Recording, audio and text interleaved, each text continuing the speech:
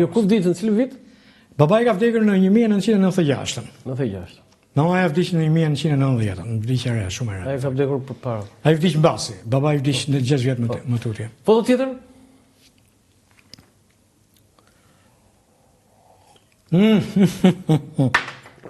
Shumë interesante kjo fotografi. Nga nëna. Kjo është nga nëna. Mamaja ime është ajo aty, veshur me kostumin kombëtar. Mamaja ime është, gjyshi im ka qenë shumë i pasur. Ka qenë në Vlorë, ka qenë një nga pasanikët më të mëdhenj kohës para luftës. Nga Vlora. Mamaja jam nga Vlora. Me cilin mbiemër? Strati. Strati. Ky është Dimitur Strati, është një nga tregtarët më të mëdhenj kohës së para luftës. Kishte makinë në atë kohë. Në Vlorë. Ne kemi si pasuri. Ai që ndëron kështu atje lart kush është?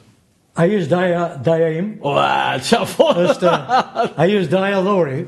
Daja Dhori është vllai i mamas time. Po ç'është kjo aristokraci më profesor? Kjo ishte aristokraci. Mamaja ime vishej kështu sepse kjo është fotografi shumë e veçantë sepse te shtëpia e gjyshit tim vinin për vizita, jo konsulla, jo kështu. Në sa që vishin vizita, mamaja ime që raste ka kafen, dhe kur që raste kafen vishej me kostumin kombëtar. Kostum kombëtar. Dhe si thuash jepte. Dhe kjo është përpara se të shkonin bashkë me Gallaten. Gallatja është motra e saj e madhe. Një po to do të jenë tezë ndaj. To tjerat janë motrat e gjyshit. E gjyshit. Janë gjitha domethënë që janë të veshura. Si përfundoi gjyshi? Gjyshi u vra nga gjermanët. U vra nga gjermanët në vitin 1944. Po pse vra?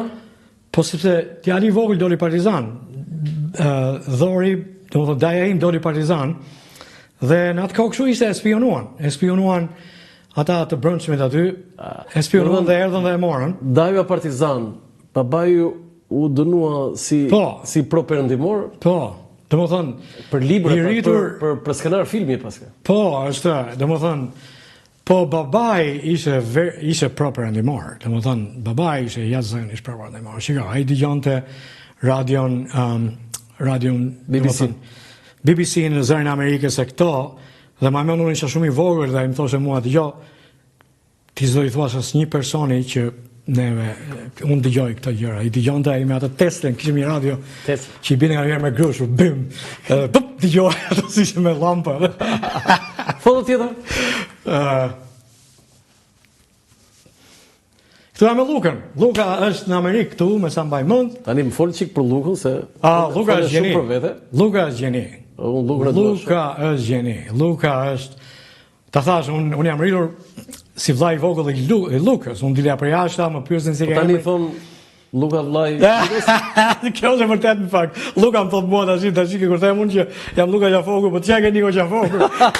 Po, tash me vetën time. Por kjo e vërteta është që unë kur do të shkoja kur isha fëmijë, unë i thosha Niko Gjafokut, ora çka ke Lukën ti?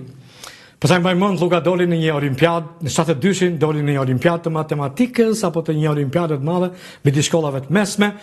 Luka që i vetmi që fliste, Luka që i vetmi që përgjigjej, që Mastafa që ishte Luka doli në vend të parë. Enciklopedi është. Kur dilshim ne me mamën, babain dhe Lukën që dilshim në rrugët e Tiranës, vinin njerëzit na i jepshin dorën Lukës, i thoshin Luka ti je më i miri, më i Po ç'është ai te i filmi Vendimi që del mbi emrion aty?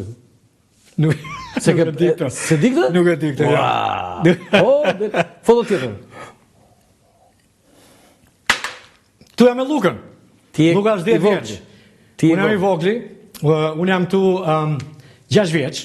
Mamaja ime qendiste dhe kisha këtë trikon e famshëm me gjel, aty ishe me shumë gjyra, me shumë bukra, dhe gjithë lagja ime më thërishtë mu gjeli.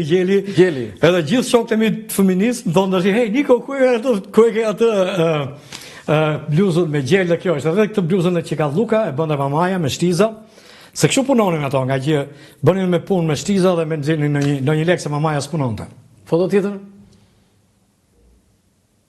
Këtu është për para palatit. Këtu ta shish tenisi, sigurisht. Ky është i shoku im, Tot Samuel. Tani një shkencëtar që merret me sport, është normale, po me tenis që ky është edhe shqiptar, tani ku 4-5 herë në javë luaj tenis. 4-5 herë. Një orë gjysmë.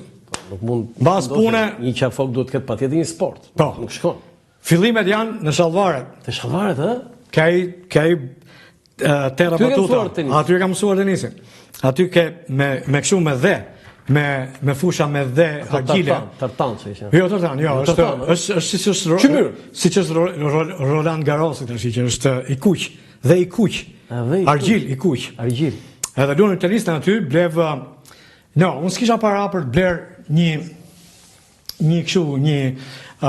raket, po e merrnin borxh. Kishin një shokun që kishte një raket kineze, edhe me atë luajja unë pastaj, edhe luanim bashkë ishte një mrekulli domosdoshmë. Tani të pyes sigurisht ti nuk besoj që ke interesa politike, po si duket politika, si po i qeverisë Edi Rama? Nuk jam shumë i azhurnuar që të di, domethënë, në mënyrë të përditshme. Këtu ka shumë detaje të përditshme, të cilat unë nuk i ndjek dot. Unë di vetëm që unë njoh Edi Ramën e kohës së rrugës Durrësit. Kur shtëpia jona tek rruga Durrësit ishte si punë qendre ku vinin gjithë njerëzit që kishin dhe ide kundra pushtetit. Domethënë ishin njerëz që ishin librat që qarkullonin atë kohë ishin libra të verë. Ishte Rama kundër pushtetit? Pa nuk e mbaj mend 100%, po ishte djalë i kulturuar dhe djalë që dhe në përgjithësi gjithë njerëzit ishin të kulturuar, nuk e duronin dot censurën në asaj kohë. Dhe në fakt shmangej censura nëpërmjet metodave nga më të ndryshme. Kuptoj profesor që ti keni ndëjtur ju me njerëzit e kulturuar, po jo gjithë njerëzit ishin kulturuar. Right.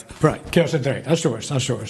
Ambienti juaj ka qenë i tillë. Ambienti që vërtet ata shokët e Llugës që vinin aty dhe shokët e mi sigurisht që vinin aty te dhoma jone çunave ishin vërtet ti pe shokët që jam rritur unë, domethënë, nga 1990-ta që urrëzua regjimi edhe deri më sot janë 35 vjet. Right. A ka bërë Shqipëria atë zhvillim që ju thatë që duhet bënte në 35 vjet? Shqipëria është zhvilluar jashtëzakonisht shumë. Tashi, ne se kuptojmë? Ne kemi këtu. Nuk e kuptoni, sepse jeni këtu vazhdimisht edhe nuk e. Ne që vim her pas here e ndjejmë zhvillimin dhe kuptojmë që ka një zhvillim të jashtëzakonshëm. Nëse vërtet Shqipëria arrin të bëhet anëtare e Bashkimit Evropian, kjo do jetë një fitore jashtëzakonisht e madhe. Tashi ka gjëra që kanë shkuar shkëlqyeshëm, ka gjëra që nuk kanë ecur mirë. Fatkeqësisht, unë i takoj atyre fushave të shkencës dhe arsimit, të cilat nuk kanë ecur mirë. Por në përgjithësi ka arritje që janë shumë të mira. Ka arritje që unë do të quaja edhe të jashtëzakonshme. Për shembull, infrastruktura? Për shembull, infrastruktura, rrugët. Pavarësisht se rrugët, domethënë ne kalojmë në një rrugë të re këtë vit, kur vim vitin e ardhshëm, rruga duhet të prishur prapë. Themi pse u prish për një vit? Domethënë duhet mirëmbahen tash, dhe mirëmbajtja është një proces i vazhdueshëm edhe tek ne aty në Amerikë, edhe nuk është kollaj që të mirëmbash rrugët. Po rrugët janë ndërtuar, rrugët po ndërtohen, Cila rrugë pëlqen më shumë? Arteriet, që të ka bërë përshtypje. Kur shkoj në Vlorë tash, po? Dhe është ajo rruga që vjen rrugë Vlorës, që vjen rrugë që ngjitet sipër në Kodër dhe pastaj del rruga Vlorës. Ajo rruga që shikon gjithë Vlorën pastaj nga sipër. Rruga Vlorës ose ajo që shkon te tuneli? Kjo që shkon ke tuneli. Ajo është e mrekullueshme, është e hapur, e bukur, e duket sikur je në një vend tepër të zhvilluar. Po ka rrugë tjetër, edhe Elbasanin pëlqeu. Kur shkova në Elbasan, rruga e Kombit.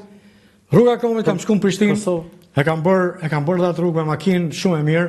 Unë shkova në Berat, sepse desha shikoja Beratin mbas kaq shumë kohë, kështu që shkova në Berat. Shkova te shtëpia?